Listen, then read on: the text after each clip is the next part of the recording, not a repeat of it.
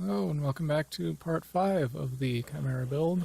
Starting off here, you can see I've glued on a couple extra pieces of Wenge for wings on the headstock, and I'm just going to be cutting off some of the excess. I could do this on the bandsaw, but I find it just a bit easier and safer to do it by hand.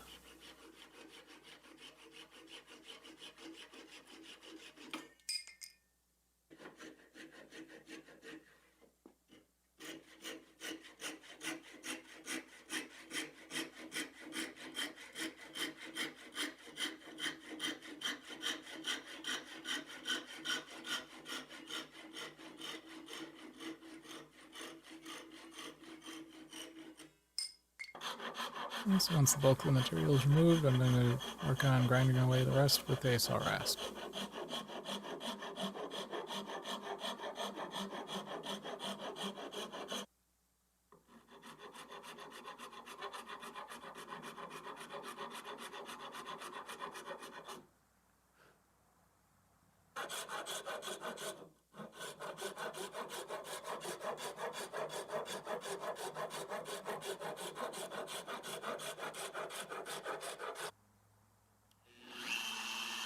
And so once that's done, I'm moving on to using a flush cutting router bit to get the shape of the fretboard matched up to the shaft of the neck itself.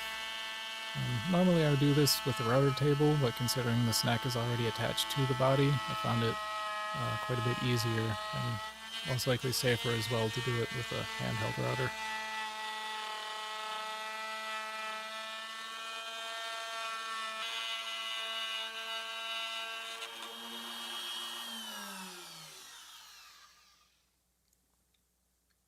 That snakewood is really pretty stuff. And so once the edges are set, I'm going to begin marking out the locations for the fret slots.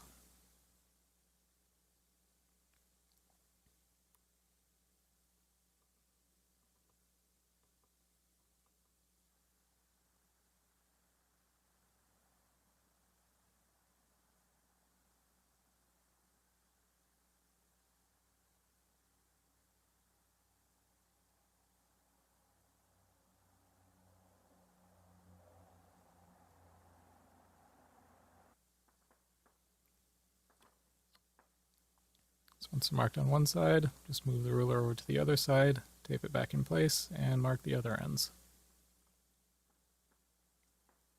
So while this is following the kind of outside edges of the fretboard, that means the scale length is very slightly shorter than it would be if I had gone directly up the middle. But because the marks are following the actual scale ruler on both sides, it's equally shorter all the way up the whole length, so I can still place the bridge appropriately for intonation to work out the way it's supposed to.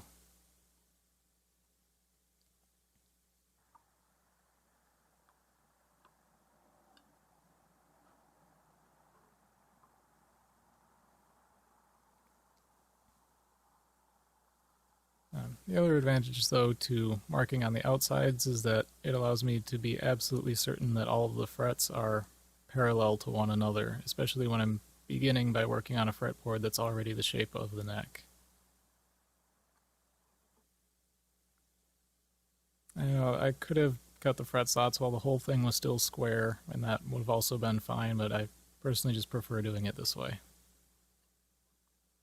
And so once all of the lines are drawn, I'm going in with a marking knife and just cutting in the locations of the fret slots, which will make cutting them with the saw later on a little bit easier because it will want to follow those cuts.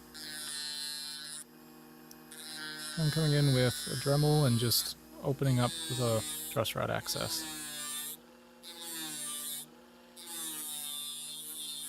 I find abrasives really are the best way to carve into Wenge.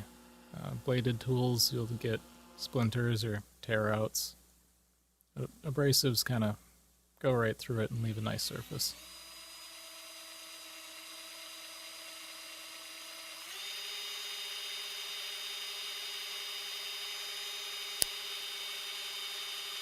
I'm beginning to work on the 12th fret inlay, beginning by just drilling a couple of holes.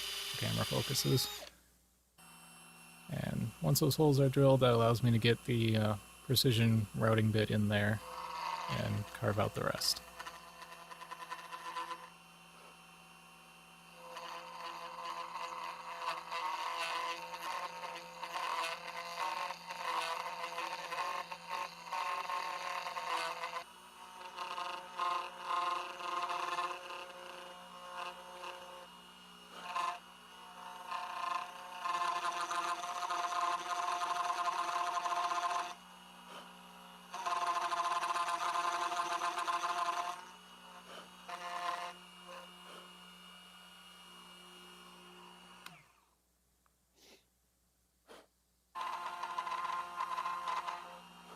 And here I've swapped to a narrower routing bit to get farther into these corners.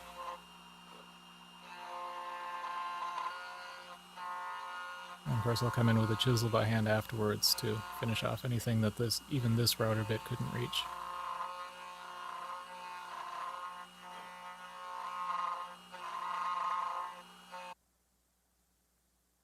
Alright, so once that's all carved out, I'm just going to be sealing this cavity with some finish. I believe this was just some polyacrylic. It's fairly effective, it dries quickly, and that should seal up the pores in the wood so that when I go to pour in the resin, it won't form any bubbles that would come out of the pores of the wood.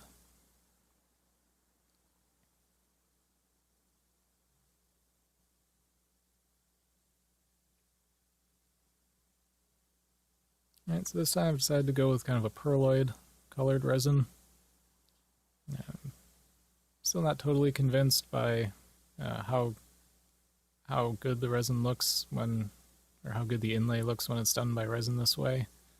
I just don't think it has quite the same shine that actual physical inlay pieces have. But when it comes to weird shapes, you really can't beat the resin.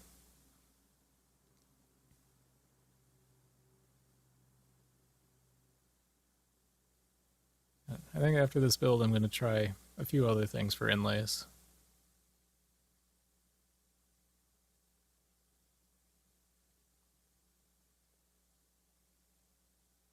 Making sure to pour this relatively carefully. I'm trying to avoid introducing any new bubbles into the resin that aren't already there.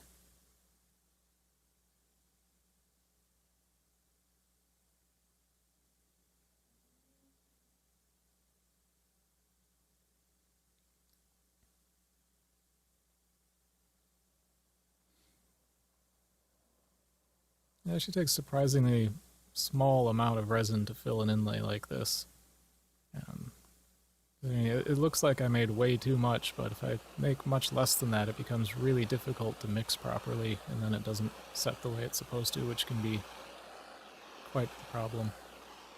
Here, remember, I'm using a torch just to apply heat to the resin, which helps bring out any bubbles that are in it so that they aren't in there when the resin cures.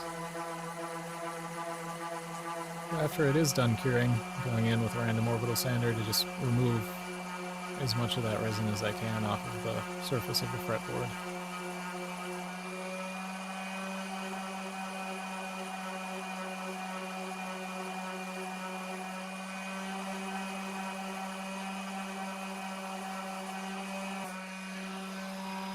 Of course, after this I did have to go back in and remark a few of those fret slots. I did specifically avoid cutting the fret slots before pouring the resin because I didn't want the resin to fill them, and then of course drip out the sides of the neck. And so I'm beginning to carve the neck here, starting with an angle grinder just to remove the bulk of the material. I've made some marks on the neck itself so I know exactly how far I can go with this before I move on to doing the final carving with hand tools.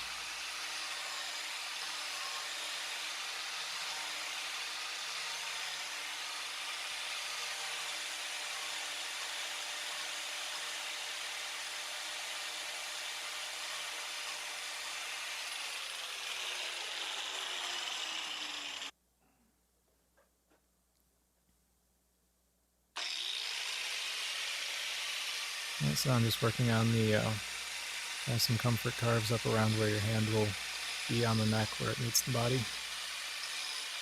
I'm just trying to make sure I carve a nice smooth transition at that point.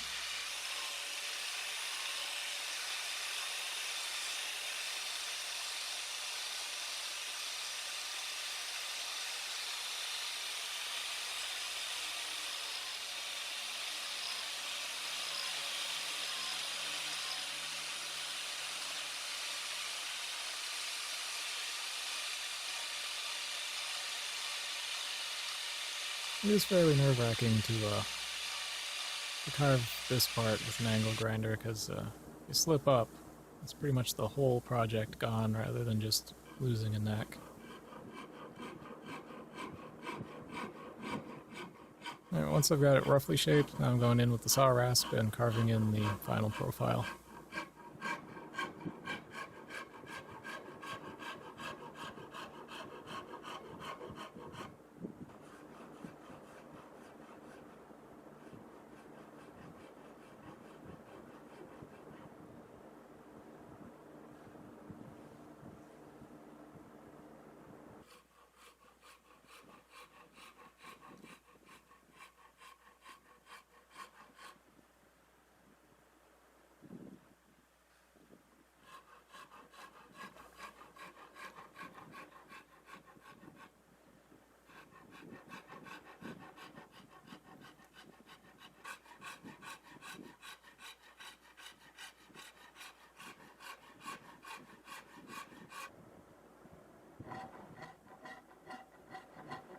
I'm also cleaning up the comfort carve area with a round file by hand.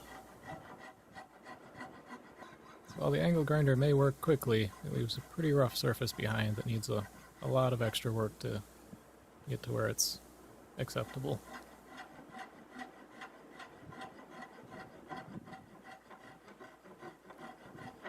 And it's certainly a lot better than doing this entire carve by hand. Again, with the round file, just working on the shape of the volute.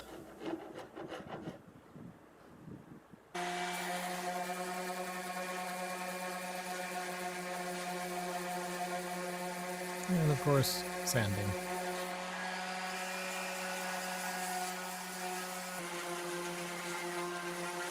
Lots of sanding. Even more sanding.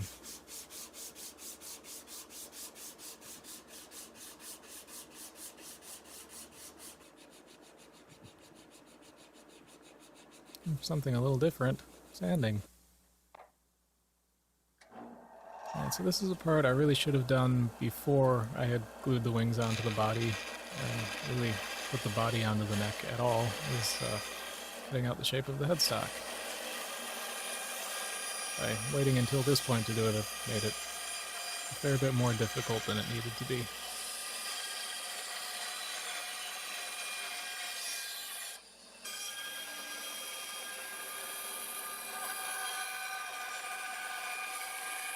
This is not a safe way to do this. Don't do this.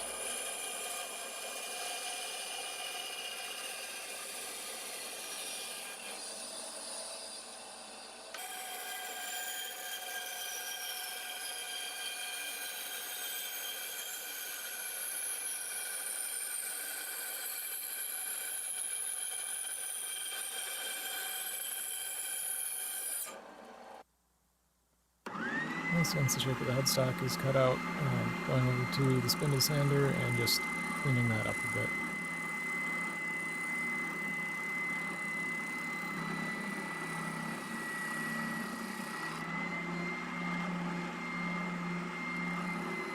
So that will bring us to the end of part 5 of the Chimera build. Thank you for watching, and I hope to see you around for the next one.